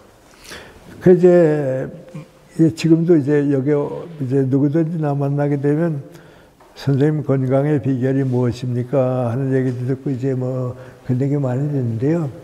솔직히 말하면 내 건강은 뭐인고하니 14살 났을 때 병약하고 가난하게 자라는 버림받았던 나 자신을 주님께서 건강을 주셔서 어른 될 때까지 살게 해주시면 내가 나 위해서 일하지 않고 하나님의 일을 하겠습니다. 거의 14살 났을 때 내 기도를 시작했거든요. 근데 그것이 쌓여가지고 지금까지 오는 거예요. 지금도 이제 뭐 우리 어제 며칠 있으면 우리 안병옥 선생의 10주기가 되는데 말이죠. 지금까지 쭉 살아오게 되면 그 마음을 함께 가진 사람들이 사회를 이끌어가고 역사에 도움을 주고 그런 것 같아요. 그 안병옥 선생이 이제 당신이 이제 김태길 선생은 한 분을 먼저 돌아가시고요. 아마 내가 더 오래 살기 어릴 것 같다 하는 생각이 들었겠죠. 나한테 전화를 걸었어요. 전화를 걸어서 김생 나 요새 이런 생각 저런 생각 좀 많이 해보는데 암만 해도 우리 셋 가운데 김생이 혼자 남을 것 같아 그래요. 왜 건강이 좋지 않으세요? 그랬더니 아니 건강이 좋지 않다 하는 것보다도 그저 내 예감이 그렇다고. 그리고 그 마지막 부탁이 민구하니 우리가 남겨놓고 가는 일 좀 다 마무리해 줬으면 좋겠다고 말이죠. 이제 그분이 나한테 친구로서 남겨놓은 유산이에요. 근데 이제 나만 그런 경험을 한 건 아니고요. 많은 사람들이 이제 그런 경험을 해요. 윤동주 시인도 그랬고요. 황순원 소설가도 그랬고요. 우리 김태길 선생님도 그랬고요. 이제 그런 거에 쌓여가지고서 기독교는 뭔가 역사 속에서 사회 속에서 자기 책임을 감당하게 되고 또 그것이 이루어져 가지고 역사가 조금씩 바른 길을 가게 되고 이제 그예요. 그리고 이제 마지막으로 우리가 생각하는 게 민구하니 그럼 과연 역사는 심판하는가 하는 생각을 해보거든요. 그런데 역사가 심판한다 하게 되면 우리는 이제 미안합니다. 지금 이제 무슨 국민의힘에 속한 사람들은 민주당 보니까 심판하지 않냐. 그리고요. 또 민주당 사람들은 또 국민의힘 사람들을 보기 때문에 이제 심판받는다. 그리고 그건 아니에요. 그건 아니고요. 역사를 심판한다 하는 건 뭔가니 거짓은 반드시 진실의 심판을 받아요. 이건 얼마나 시간이 걸리느냐 하는 게 문제지 거짓은 반드시 진실 앞에 심판을 받아요. 그건 뭐 어떻게 할 수가 없어요. 그러니까 저도 이제 정치하는 사람들을 보면 과거의 대통령보다는 지금 대통령이 또 과거의 정치인들보다 지금 정치하는 사람들이 다른 건 다 못하더라도 정직한 건 지켜나고 정직한 건 우리가 지켜나고 왜 진실을 지키지 못하면 반드시 심판받는데 말이죠. 그 왜 진실을 버리냐 말이죠. 그러니까 진실을 반드시 지켜나고 말이죠. 그게요. 근데 저는 이제 잠깐 이제 밖에 나갔다가 얘기가 잠깐 나갔다 오는데 내가 이제 중학교 학생이 되고 내 인생을 살아가는데 두 이제 은인이 있어요. 두 은인인데 한 사람은 그분의 전기를 읽었기 때문에 그때부터 중학생 때서부터 지금까지 내 마음에 이제 교훈을 주는 사람은 인도의 마하트마 간디. 그 생각이 그대로 남아 있고요. 그 한 분은 이제 중학교 2학년 때 내가 전쟁과 평화라고 하는 그 큰 책을 읽었는데 톨스토이예요. 톨스토이는 문학이 뭐냐? 예술이 뭐냐, 역사가 뭐냐, 그걸 이제 나한테 가르쳐 주어서 지금까지 이제 그 뒷받침해서 왔고요. 간디 선생한테서 내가 받아들인 게 미국안이 첫째가 진실이에요. 절대 거짓말 하지 말자. 도산 안창호 선생도 이제 항상 한 말이 미국안이 정직해지자 말이죠. 여러분, 우리 정치하는 사람들 뭐 사업하 한 번만 다 정직해 보세요. 그러면요, 사회악이 다 없어져요. 세금 내가지고 흘러가 버리는 거 다 없어져요. 전부 지금 거짓으로 살게 돼요. 그래서 거짓을 만든 사람은 반드시 벌받고, 정직을 지키는 사람은 반드시 신앙으로 돌아오고, 그래서 신앙으로 돌아오게 되는 거예요. 그래서 기독교인이 된다 하는 건 다른 건 아니에요. 정직하고 거짓을 버리는 사람이 신앙인이에요. 제가 이제 이런 얘기 하는 건 간디 선생 때문에 그런데요. 전에 제가 그런 얘기 했죠. 미국에 이게 61년부터는 미국에 자주 많이 갔어요. 한 50년 동안 이제 미국에 자주 왔다 갔다 하고 있는데요. 미국에 가보면 간디 선생에 대한 그 존경심을 가진 미국 사람들이 참 많아요. 간디 연구회, 간디 협회 그래 많아요. 근데 다음 여러분 미국 LA 가시게 되면요. 그 가까운 곳에 리버사이드라고 하는 도시가 있어요. 작은 도시. 리버사이드 시티라고 그러죠. 그 이제 오렌지 농원이 많이 있고 한 이제 백인들 사는 이제 거긴데요. 그 시청 앞에 가게 되면 길다란 그 공원이 있어요. 그 공원에 동상이 3개가 있는데요. 제일 앞에 있는 동상은 미국 백인이 아니고요. 흑인 지도자 마틴 루터 킹 목사의 동상이 있어요. 그 뒤에 가게 되면 누가 있는 거 아니? 우리 도산 안창호 선생의 동상이 있어요. 그 뒤에 가게 되면 있는 거 아니? 인도의 마하트마 간디의 동상이 있어요. 그 가보면요. 여기 백인들인데 백인 동상은 없고 흑인, 한국 사람, 인도 사람 동상이 있게 돼요. 그러니까 그만큼 간디 선생이 미국 사람들에게도 존경을 받아요. 인도에 가보면 뭐 말할 게 없고요. 우리나라에는 간디 수상이 여기 다녀갈 때에요. 우리 연세대학교에 간디 동상을 보내줬어요. 그래서 지금 저 송도 연대 캠퍼스에 가면 간디 선생 흉기사 있어요. 그리고 요 몇 해 전에는요, 영국 런던에 가게 되면 국회의사당이 있게 돼요. 그러니까 세계 민주주의가 거기서 태어났죠. 그 동상이 그 공원이 요거 앞 있어요. 거기 가면 또 간디 선생 동상이 몇 해 전에 세워졌어요. 그런데 거기에 세워진 사람들은 다 영국의 정치 지도자들이에요. 영국 사람들 존경받은 사람인데 인도의 동상에 들어가 있는데요. 미안합니다만은 누가 제일 존경받는가? 그 간디 선생이 존경받아요. 그런데 그 간디 선생이 이제 그 두 가지인데요. 하나는 이제 그 간디 선생의 영화가 생겼어요. 한때는 우리나라도 왔는데 관심이 없으니까 많이 보지 않은 것 같아요. 좀 길어요. 2편으로 되는데요. 그 이제 요 간디 선생의 이제 생애가 쭉 거기 이제 나오는데요. 그 마지막에 무슨 장면이 나오냐면 간디 선생이 세상 떠나서 화장을 해가지고 그 뼈가 가루가 됐거든요. 그 이제 인다스 강에다 갖다가 그 가루를 뿌리는 거예요. 그 마지막이에요. 그걸 뿌리면서 뭐라고 나오는 거 아니? 모든 거짓은 사라지고 진실이 남고 모든 폭력은 사라지고 사랑이 남다 그랬어요. 그게 간디의 정신이에요. 그 나는 이건 내가 좀 이제 우리 기독교에 나는 간디 선생은 힌두교인인데 힌두교의 아주 대표자고 거기서 살았는데 간디 선생의 생애를 가만 보게 되면 진실로 그 사람은 기독교 정신 가지고 살았어요.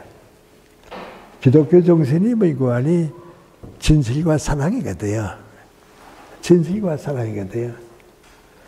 그래서 이제 간디 선생은 크리스찬은 아니고 힌두교도로 있지만은 종교의 옷을 다 버리고 말면 누구보다도 크리스찬이에요. 누구보다 크리스찬이에요. 그래서 우리가 기독교 하게 되면 교회 다니는 것이 그렇게 중요한 것 같고 무슨 또 뭐 헌금도 많이 하고 그러면 되는 것 같지 그건 아니고요. 제일 중요한 건 누구하니 진실 사랑하는 것, 진리를 사랑하는 것. 그 다음엔 인간에 대한 사랑이에요. 인간에 이걸로 이루어져요. 근데 그 가운데 두 가지가 있어요. 그 가운데 두 가지가 있는데 하나는 정의예요. 하나는 자유예요. 그러니까 진실을 시작해서 사회생활을 하는 동안에는 정의와 자유를 가지고 살다가 인생을 마무리하게 될 때에는 사랑으로 끝나는 거예요. 그게 기독교예요. 그러니까 나보고 얘기하라 그러면 교회 많이 다녔다, 뭐 목사가 됐다, 신학자가 됐다, 그게 아니고 크리스찬이 된다고 하는 게 뭔가 거짓이 많은 세상 속에서 진실을 지키는 사람. 정의란 무엇인가 그럴 때 우리 정부가 문재인 정부가 생각한 것 같이 정의는 권력을 가지고 평등한 사회를 만든다 하는 건 그건 정의가 아니에요. 그건 공산주의자들이 가진 정의예요. 권력을 가지고 평등한 사회를 만들기 위해서 자유로 가파니까 그건 그런 거예요. 그건 아니고 그럼 정의란 무엇인가? 정의란 다른 게 아니고요. 어떻게 하면 좀 더 많은 사람이 인간답게 행복하게 살 수 있을까? 그 책임을 감당하는 게 정의예요. 정의는 앞으로 가는 거지 권력으로 가는 게 아니에요. 그러니까 그게 정의예요. 자유는 무엇인가? 자유에는 반드시 따르고 있는데 선을 위한 자유지 악을 위한 자유는 없어요. 내 마음대로 하면 된다고 내 마음대로 하고 싶고 자유라 그건 자유가 아니에요. 악을 하는 자유는 이건 잘못이고 죄악으로 구속하는 거고요. 선을 위한 자유가 자유를 찾아가는데 그 마지막 목적은 무슨 거아니 더 많은 사람이 인간답게 살 수 있도록 도와주는 거예요. 그러니까 우리가 하는 모든 일이 그래요. 그래서 그걸 가지게 되면 아주 그 하나의 결론이 나오는데 그건 뭐인 거 아니? 이건 우리 조금 신학자들이 알았으면 좋은데요. 6.25 전쟁이 나기 한 달쯤 전에 우리나라에 세계적인 신학자가 한 사람 다녀갔어요. 에밀 브룬너라고 하는 아주 세계적인 신학자인데요. 그 사람이 이제 6.25 전쟁 나기 한 달쯤 전에 와서 감리교 정동제일교회에서 강연하고 갔어요. 근데 이상하게도 그래서 전비하는 말씀입니다만 나는 뭐 그때 연세대교 가고 얼마 안 됐던 때지만 이제 그 강연을 들으러 갔는데요. 우리나라의 목사님들이 그가 누군지 몰라요. 그렇게 세계적으로 유명한 신학자가 와서 강연하는데요. 목사님들은 별로 없어요. 신학교 교수들만 몇 사람 모이고 그랬어요. 내가 이제 거기 가서 들었어요. 이제 그 사람이 거기서 제일 중요하게 남긴 게 누구 아니? 내가 유럽에서 스위스에서 신학 교수로 있을 때 공산주의가 많이 들어왔다고. 그래서 그때는 공산주의를 누구나 다 그 정의관, 그 평등한 사회, 불나서 혁명할 때 자유평등 박이 아니에요. 평등한 사회를 왔는데 거기에서 느낀 게 무관히 공산주의자들과 같이 권력을 가지고 평등한 사회를 만들면 자유를 잃어버린다. 그게 뭐 아주 벗어날 수가 없다고 말이죠. 그래서 공산주의는 기독교적으로 받아들일 수가 없다. 그래서 미국 신학에 와서 쭉 있었는데 여기 와 보니까 자유는 소중한데 이 자유를 내 마음대로 하면 된다. 내 주장대로 한다 하게 되면 경쟁에서 지는 사람들이 다 불행해진다고 말이죠. 그러면 자유와 평등이 다 열매를 맺어야겠는데 자유와 평등이 다 열매 맺는 길이 뭔가? 그분 뭔가 하니 내가 신학자로서가 아니고 예수님의 마음을 이렇게 쭉 들어볼 때 뭔가 하니 사랑이 있으면 자유와 평등은 다 열매 맺는다고. 그러니까 내가 그때 그분한테서 받아들인 게 뭔가 하니 기독교는 사랑의 나무를 키우는 거라고. 그러면 사랑의 나무에는 자유와 평등의 열매가 맺는다고. 그러니까 그 기독교가 자유와 평등의 열매를 함께 주려고 하면 그건 인간에 대한 사랑이라고 하죠. 그래서 나는 그분한테서 참 많은 걸 배웠어요. 지금도 그건 기독교의 정신이에요. 그래서 제가 이제 우리 결론 잡아 말씀드린 걸 민구하니 인간은 진실을 사랑하고 자유를 사랑하고 평등을 사랑해서 사랑을 가게 되면 자유와 평등의 열매는 자연에 맺게 되는 거예요. 그거 지키는 거, 그렇게 사는 사람, 또 그 책임을 감당하는 거, 그게 크리스찬이에요.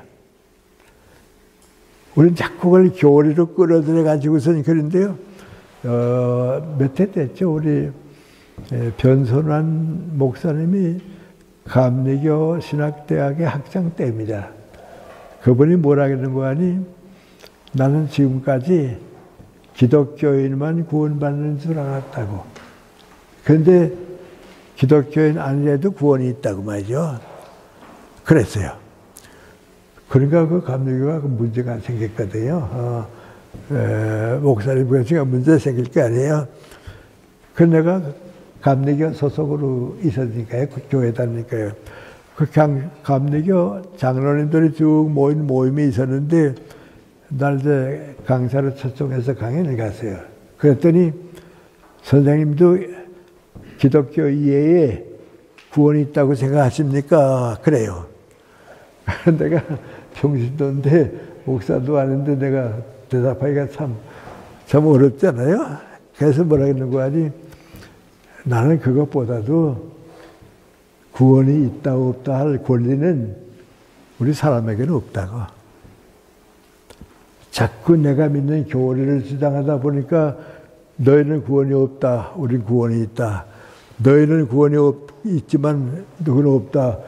그거 인간의 권리가 아니라고. 우리 인간은 다 같은 죄인이고 같은 부족함이 있으니까 구원을 받으려고 노력하는 거지. 구원이 있다 없다 말할 권리는 없다고. 그럼 단 하나는 뭔가 예수님의 말씀대로 살으려고 노력하는 사람이 구원받는다고.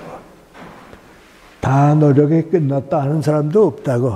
그러니까 진실을 사랑하고 사랑에 있고 모든 사람들을 사랑의 나무에서 평등하게 해주고 자유를 누릴 수 있게 해주고 이 길밖에 없다고. 이것은 공자님에게도 없었고 석가님에게도 없었고 이건 예수님에게 있었기 때문에 우리가 거기 가는 거라고 말이죠. 전에 내가 이제 동국대학의 이근식 교수라고 아주 우리나라의 대표적인 불교학자가 있었습니다. 아주 저하고 나이도 비슷했고요. 아주 좋은 분입니다. 그분이 천주교인입니다. 천주교인인데 세계에서 이제 천주교 신학자들이 제일 많이 공부하는 데가 불란서입니다. 불란서 천주교 이제 가서 공부하러 갔다가 거기서 어떻게 천주교를 버리고요. 불교로 돌아갔어요. 그래서 불교학을 해가지고 와서 동국대학의 교수가 됐다고요. 그러니까 동국대학에서는 환영하고요. 천주교에서는 저런 교수님 어떻게 불교로 가느냐고 말이죠. 그래요. 그래서 나도 어떻게 가까운 친구니까 어떻게 저렇게 됐나 그랬어요. 그래서 만났어요. 그래 아주 가까운 사이거든요. 그래서 좀 물어봤어요. 아니 당신은 천주교인이었는데 어떻게 불교로 갔냐 그랬어요. 그랬더니 긴 얘기는 못하고요. 또 서로 긴 얘기 하기도 좀 어색하고요. 그러니까 그분이 나보고 한 가지 하는 말이 뭔가 하니 석가님의 마음을 보니까 예수님의 마음보다 넓다고. 원수도 없고 욕하는 길도 없고 아주 다 이 세상을 떠나서 높은 그 이상의 세계에서 가니까 예수님의 마음보다 석가님의 마음이 더 넓고 좋아 보였다고 말이죠. 그래요. 그 내가 맞다 그래. 나 불교를 잘 모르지만은 우파니샤드에서 읽어보면 그런 생각이 난다고. 그런데 예수님은 왜 그러는가? 예수님은 가난한 사람들과 함께 고통을 겪고 우리가 나누었다고. 예수님은 인생이 얼마나 살기 어렵다고 하는 걸 알고 그런 고통에 무거운 짐을 진 사람들하고 같이 와줬다고. 그러니까 나보고 얘기하라고 그러면 석가님은 저 산에 앉아서 여기 오라고. 여기 편하고 좋다고. 모든 걸 잊어버리고 사니까 편하고 좋다고 얘기하는데 예수님은 나보고 뭐라 그러는 거 아니? 여기 병든 사람들, 고통받는 사람들, 굶주린 사람들이 많은데 일로 오라고 말이죠. 그날 일로 왔다고 말이죠. 그 사랑을 버릴 수는 없어요. 그래서 예수님의 사랑이 모든 걸 주는 겁니다. 그리고 우리 인문학에 대해서 철학에 대한 얘기는 다음번에 기회가 있으면 또 말씀드려야겠는데요. 이제 시간이 너무 많이 갔으니까 한 가지만 내가 얘기하고 싶죠. 몇 해 전에 파리 한림대학, 춘천 한림대학에서 나한테 상을 준다고 말이죠. 그래서 다 주기로 뭐 결정된 거고 나는 가서 받기만 하면 되는 거죠. 1년에 한 번씩, 한 사람씩 주는 건데. 그런데 상을 받으러 왔어요. 그리고 보니까 꽤 오래됐네요. 우리 거기서 이제 여기 얘기 들었으니까. 그래가지고 상을 받았는데 받고서 이제 고맙던 인사를 해야 할 게 아니에요. 답사라고 그러면 인사를 해야겠는데 내가 인사하면서 그랬어요. 상 주기로 했다고 하니까 받았는데 영광스럽게 감사하게 받긴 받았는데 나 사실 받을 권리는 아무것도 없다고. 내가 뭐 훌륭한 업적을 한 것도 아니고 뭐 다른 사람보다 뭐 직책을 맡아서 뭐 장관도 해보고 뭐 대통령 그것도 없고 내가 봐도 나보다 훌륭한 사람들 많이 있다고. 그런데 그래도 내가 상을 받을 자격이 있나 하고서 가만 생각해 보니까 한 가지만 있다고. 그 한 가지는 뭔 거 아니? 오래 사시더라고 고생 많이 하셨습니다. 그걸로 주문 받겠다고 하셔요. 제일 어려운 때 살았고요. 가난도 보이지 않았고 말이죠. 가족들 많이 데리고 고생도 해보고요. 정말 고생을 많이 했어요. 근데 내가 뭐라 했는 거 아니? 이제 이 나이가 돼서 가만 생각을 해보니까 그 고생이 없었으면 내 인생이 아무것도 아니라고. 그 고생이 있었으니까 오늘 상도 받는 거고 오늘 내가 여러 사람한테 감사하다는 얘기 듣고 그런데 그 고생의 대가라고. 근데 그 고생은 어떤 고생인가? 사랑에 있는 고생이었다고. 내 제자들을 사랑했기 때문에 내 가족들을 사랑했기 때문에 가난한 사람들을 위해 줬기 때문에. 근데 이게 대단히 미안한데요. 지방에 잠깐 갔는데 얼마 전에 경주에 갔어요. 강연 때문에 경주에 갔는데요.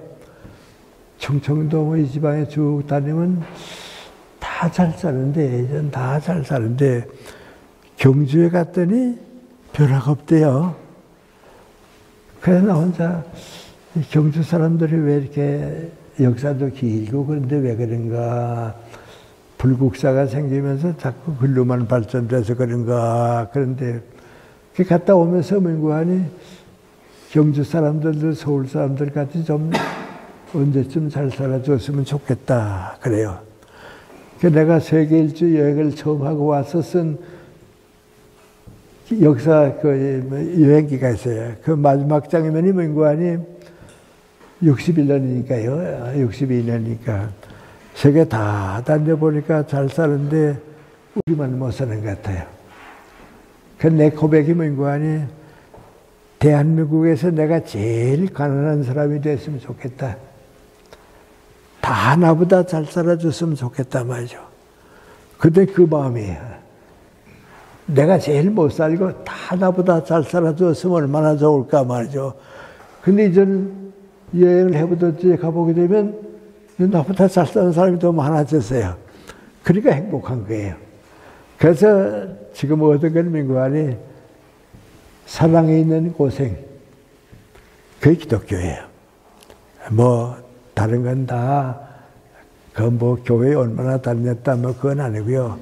정말 사랑에 있는 고생하는 사람, 그 사랑을 베푸는 사람. 근데 나는 요새 좀 뜻밖의 느끼는 게 있는데요. 오래 살아서 느끼는 건데요. 이렇게 강연을 하고 하잖아요. 그러면 그때 강연하고 나는 강연 끝나면 그걸로 끝난 걸로 다시 못 보고 그러거든요. 그런데 대학에 있을 때까지는 내 제자들을 내가 오래 같이 데리고 있었고 같이 키워주고 그랬으니까 지금 어디 가든지 사랑이 있어요. 정이 있어요. 고등학교 때 제자들은 뭐 내 아들, 딸같이 느껴지니까 그래요. 그런데 요새 와서 느끼는 거예요. 그렇게 많은 강연을 하고 내 책을 본 사람들이 있고 그런데 나는 그분들은 나하고 관계가 뭔 줄 아는데 그거 아니에요. 지금은요, 만나는 사람마다 뭐라는 거 아니 30년 전에 선생님 강연 드린 거 지금도 기억하고 있습니다. 또 어떤 사람들은 뭐라는 거 아니 제일 많은 경우에 거 아니 우리 젊었을 때 영혼과 사랑에 대화하는 책 봤는데 그것 때문에 제가 오늘까지 희망이 있습니다. 이런 얘기를 자꾸 들으니까 말이죠. 내가 눈물이 날 정도예요. 사랑을 버림받지 않는구나. 정말 고통 있는 사랑은 버림받지 않는구나. 그 예수님은 누군가 우리를 위해서 사랑을 짐을 위해서 대신 져본 분이에요. 사랑에 있는 고생을 제일 많이 베푼 분이 예수님이에요. 그래서 우리도 종교가 뭐냐 하는데요. 종교라는 옷을 다 벗어버리면 좋아요. 다 벗어버리면 좋고요. 진실하게 살고요. 사랑 속에서 자유와 평등을 함께 누리게 해주고요. 그리고 될 수만 있으면 좀 더 많은 사람에게 사랑을 베푸는 거. 이게 사라지지 않아요. 그래서 종교의 마지막 목적은 바로 그런 데 있다 하는 걸 우리가 생각하시면요. 전 다음 시간에 또 기회가 있으면 철학 얘기는 하겠습니다만은 철학보다 종교는 그래서 더 소중하지 않나 그런 생각을 좀 함께 나누고 싶었어요. 오늘 제 얘기를 좀 많이 드렸습니다. 고맙습니다. 네.